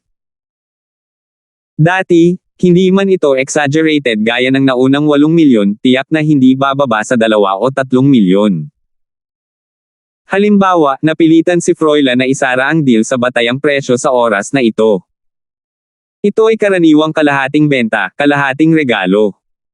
Labis na nanlumo si Froilan na gusto niyang samuka ng dugo, ngunit ang kanyang syota na si Melissa ay hindi naawa sa kanya. Sa halip, naiinis niyang sinabi, ang ganitong uri ng tao ay hindi karapat-dapat sa anumang simpatiya. Nararapat siyang pagtripan. 4,850. Oh! Medyo nagulat si Terence nandito ang lalaki para guluhin ang anak ng practitioner ni Melissa, ngunit wala siyang pakialam. Kung tutuusin, kakaiba kung si Melissa ay walang manliligaw sa kanyang hitsura. Kahit wala si Wabaw, nandyan pa rin sina Zo Wuliang at M.A. Wuliang. Tama si Sister Melissa. Itong si Wabaw ay hindi mabuting tao. Madalas niyang asarin ang mga babaeng disipulo ng academy. Nabalitaan ko na isa sa kanila ang pinilit niyang magpakamatay. Kaya lang masyadong malalim ang background ng kanyang ama kaya walang nang ahas na magsalita. Si Minerva ay napuno din ng matuwid na galit. May ganoong bagay. Hindi nakakagulat na tawagin mo siyang Wabaw. Tama ka, karapat-dapat siyang maging malas. Kumunat ang noo ni Terence. Wala siyang pakialam kung isa lang itong normal na rich kid, pero hindi niya kayang baliwalain ang isang hamak na tulad nito, lalo na kapag si Melissa ang habol niya. Ngunit ito ay Morningstar City, pagkatapos ng lahat, at ang lalaki ay anak ni Baufala, ang alkalde. Hindi magiging madali para kay Terence na harapin siya, kahit na gusto niya. Kailangan niya ng tamang pagkakataon. Sa totoo lang, sa tingin ko ay may kakaiba sa nangyari ngayon. Si Wabaw ay hindi nagkukulang ng mga espiritual na jade. Kahit na hindi niya magagamit ang isang pambihirang kayamanan tulad ng Essence Cultivating Golden Devil Grass, hindi niya ito ilalabas para sa auction, di ba? Sabi ni Melissa, malalim ang iniisip. Tama, gusto pa niyang gamitin ito para linlangan si Ate Melissa na maging kasama niya sa DAO. Bagamat itinaboy siya kaagad, hindi niya ito ibebenta ng ganoon lang, di ba? Umiling si Minerva. Ang bagay na ito ay isang nakamamatay na tukso sa sinumang orihinal na leveled master, at sa pagiging babero ni Froilan, kahit na matalo siya ni Melissa, tiyak na gagamitin niya ito sa ibang mga babaeng disipulo, at ito ay palaging tumpak. Paano siya magiging handa na i-auction ito? Para ba talaga sa espiritual na si Jade? Ang anak ng lungsod na Lord of Morningstar City ay magbebenta ng gayong kayamanan para sa ilang espiritual na jade. Posible ba ito? Napagtanto ni Terence kung ano ang nangyayari, mukhang pinagmamasdan siya ng lalaki sa buong oras, at ang mga bagay ay hindi kasing simple ng tila. Makatuwiran kung ang lalaki ay nanunood ng Melissa, ngunit ito ay siya sa buong oras, ito ay isang malaking problema. Hindi kaya pupunta ang lalaking ito para sa kanya? Sumagi sa isip ni Terence ang pag-iisip. Hindi sila magkakilala, pero magkaaway sila dahil kay Melissa. Hindi ito imposible, lalo na't ang Dachang ay isang pambungad na powerhouse ng bundok. Kailangang may nangyayari sa likod ng mga eksena. Mukhang kailangan niyang bigyang pansin ang lalaking ito sa hinaharap. Tumingin si Terence kay Froilan na may mas malalim na kahulugan sa kanyang mga mata. Hula lang iyon, pero habang iniisip niya iyon, mas malamang. Dagdag pa, ang kanyang intuition ay palaging tumpak. Pagkatapos ng gulo na idinulot ni Dachang, mas kalmado ang auction. Kahit na hindi gaanong matindi ang kapaligiran, kung wala si Terence at isang shit stirrer tulad ni Dachang, talagang hindi mapasigla ng mga tao. Mula noon, hindi na ibinuka ni Terence ang kanyang bibig para magbid. Hindi dahil walang magandang item, ngunit lahat ng mga ito ay bagay na angkop para sa orihinal na infant stage masters. Walang pakialam si Terence sa kanila. Para sa kanya, kung gusto niyang makakuha ng isang bagay na susuporta sa kanya, ito ay dapat na isang bagay na maaaring makitungo man lang sa isang profound master. Wala man lang siyang pakialam sa iba. Kaya't mula sa simula hanggang sa wakas, si Terence ay nagpakpak lamang ng kanyang mga pakpak sa simula, at pagkatapos noon, maliban sa asensya paglilinang ng gintong Diablo Damo insidente, siya ay isang bystander lamang. Si Melissa at Minerva ay mas prangka, sila ay nakabantay lamang sa buong oras, sila ay narito lamang upang manood ng kasiyahan. Ito ay talagang normal. Ang lahat ng cultivation resources ay inihanda mismo ni Stella, kaya hindi na nila kailangang mag-alala tungkol dito.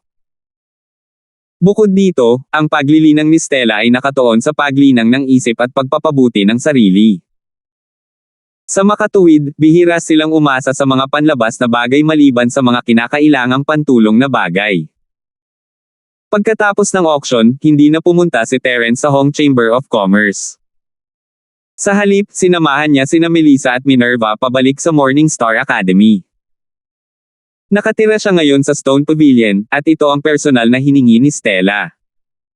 Siyempre, wala na siyang mahihiling pa. Ngunit bago sila makaalis, naabutan sila ni Lennon at iniabot ang damo kay Terence.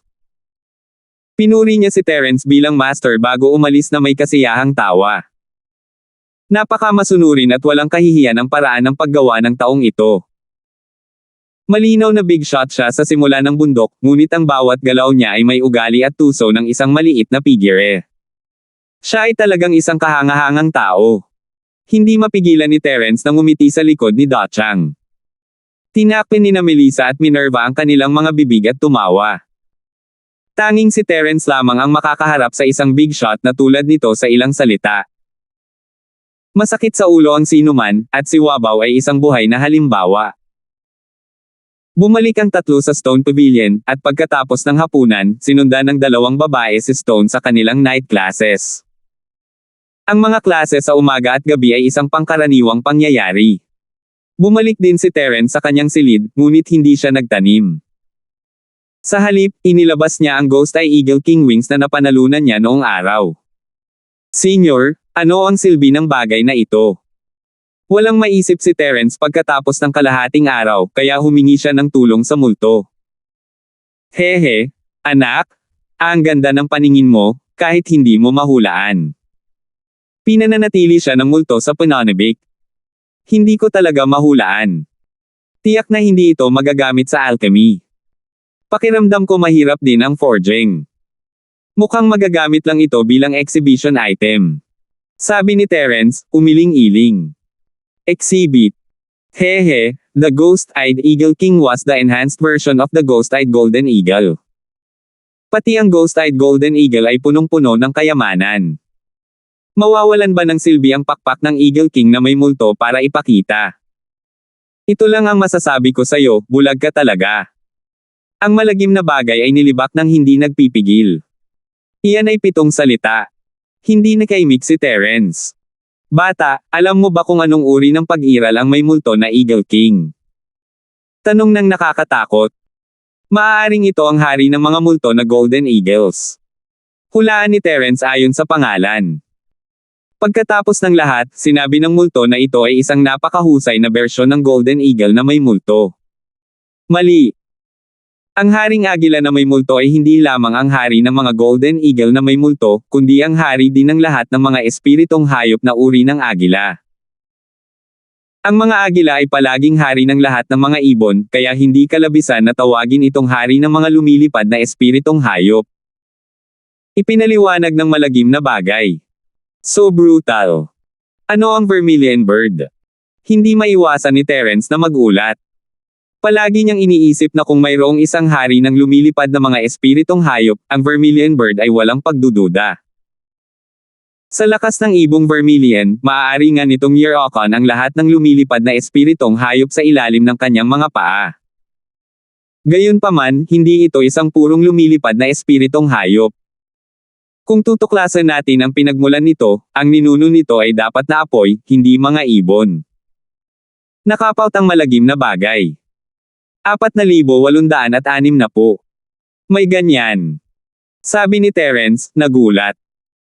Kung titingnan ang kasaysayan ng lahat ng lumilipad na espiritual na hayop, tanging ang may mata na multo na Eagle King ang karapat-dapat na maging kanilang maharlikang pamilya. Gayunpaman, dahil sa paglitaw ng hari ng mga espiritual na hayop, ang may mata na multo na Eagle King ay hindi piniling magpasakop sa unang sandali, kaya ito ay dumanas ng isang sakuna. May sakit, at may kapansanan. Napabuntong hininga na sabi ng malagim. Ano naman ngayon? Hindi maiwasang magtanong ni Terence. Ngayon. Ang angkan ng Eagle King na may mga mata ng multo ay ganap na tinanggihan. Iilan na lamang ang puro dugong may mga mata na multo na Eagle King sa buong Spiritual Beast Clan. Ang mga mata ng multo na Eagle Kings na makikita ngayon ay halos lahat ay ang matanda, mahina, may sakit, at ilang mestisang multo na Golden Eagle. Kung ganoon nga, hindi ba't ang halaga ng Ghost Eye Eagle King Wings ay bababa ng malaking halaga? Hindi napigilan ni Terence na madama na ito ay isang awa. Kalokohan, kung ito ay isang pure-blooded adult ghost ay Eagle King, ang lakas nito ay nasa Earth formation stage, o mas malakas pa. Maaari pa itong makipagkumpetensya para sa posisyon ng apat na dakilang elder, sino sa tingin mo ang makakakuha ng kanilang mga pakpak? Ang Moldite ay naaliw sa kakaibang ideya ni Terence. Malakas kaya? Hindi maiwasan ni Terence na magulat kung ganoon nga talaga ang antas ng pag-iral, kahit 30 milyong espiritong si Jade ay maaaring hindi sapat para bilhin ang mga pakpak, lalo pa ang 300,000. Gayunpaman, ang mga may maruming linya ng dugo ngayon ay mas malala na. Sa anumang kaso, isa pa rin sila sa iilang maharlikang pamilya sa angkan ng espiritu ng hayop. Kahit papaano, sila ay dating mga maharlikang pamilya, at ang kanilang bilang ay napakabihirang. Upang makakuha ng napakagandang deal sa auction na ito, ang swerte mo talaga. Hindi napigilan ng malagim na bagay na mapabuntong hininga. Iyon ay dahil hindi alam ng lahat kung ano ang mabuti para sa kanila. Senior, mangyaring sabihin sa amin mabilis, ano ang silbi ng mga pakpak na ito? Hindi na makapaghintay si Terence na magtanong. Ang pagpapakilala na ngayon ay ganap na pumukaw sa kanyang pagkamausisa. Dahil malaki ang background ng Eagle King na may multo, talagang aasahan niya ang paggamit nito. Ayon sa mga alituntunin ng angkan ng espiritong hayop, hindi ko masasabi sa iyo, isang tao, ang tungkol dito. Ang malagim na sinabi pagkatapos ng ilang sandali ng katahimikan. Bakit? Napakurap si Terence. Napakasimple ng dahilan. Iilan lamang ang mga maharlikang pamilya sa angkan ng espiritong hayop. Bagamat hindi sila tulad ng hari ng mga espiritong hayop na nag-uutos sa lahat ng mga espiritong hayop, sila ay, kung tutuusin, ang mga panginoon ng isang rehiyon. Sa mga salita ninyong mga tao, sila ay mga hari na may iba't ibang apelyido. Upang maprotektahan sila, anumang impormasyon na maaaring makapinsala sa kanila ay lihim ng tao, lalo na ang ganitong uri ng impormasyon na may kinalaman sa buhay at kamatayan. Magsimulang manghuli ng multo na Eagle King nang walang pagpipigil. Seryosong tono ang sinabi ng nakakatakot. Totoo iyon, pagsang-ayon ni Terence. Walang nakakaalam kung ano ang mga pakpak ng multo na ay Eagle King sa ngayon, at akala nila ay mga dekorasyon lamang ito, kaya hindi na sila nag-abalang patayin ang mga ito. Sa karamihan, makakapatay lang sila ng ilan ng hindi sinasadya, ngunit kapag nalaman nila kung gaano ito kapaki-pakinabang, magiging ganap na iba ang sitwasyon. Not to mention that the ghost-eyed Eagle King's clan is long declined, even in their heyday, they could only accept death in face of the endless stream of human masters. Maliban na lang kung tumakas sila sa base camp ng South Continent at hindi na lumabas, kung hindi, malilipol sila anumang oras. Ang mga maharlikang pamilyang ito ay ang gulugad ng iba't ibang sangay ng Spirit Beast Clan. Kapag may nangyari sa kanila, ang Spirit Beast Clan ay tiyak na magdurusa ng malaking kawalan. Sa makatuwid, ito ay isang pangunahing lihim. Tumigil sandali ang makamulto, pagkatapos ay biglang nagbago ang tono. Gayunpaman, ang multo na Eagle King ay higit sa lahat ay isang peking maharlikang pamilya. Lahat ng lumilipad na espiritual na hayop ay sumusunod na ngayon sa pangunguna ng ibong Vermilion. Hindi mahalaga kung ang kanilang lahi ay malipol o hindi. Marahil ay magiging masaya ang Vermilion bird. Hindi nakaimik si Terence. Ang akala niya ay sekreto lang ito ng bastard sa kanyang mga prinsipyo, pero ibebenta pala niya ang multo na Eagle King Clan. Sabay tayong umabant at umatras.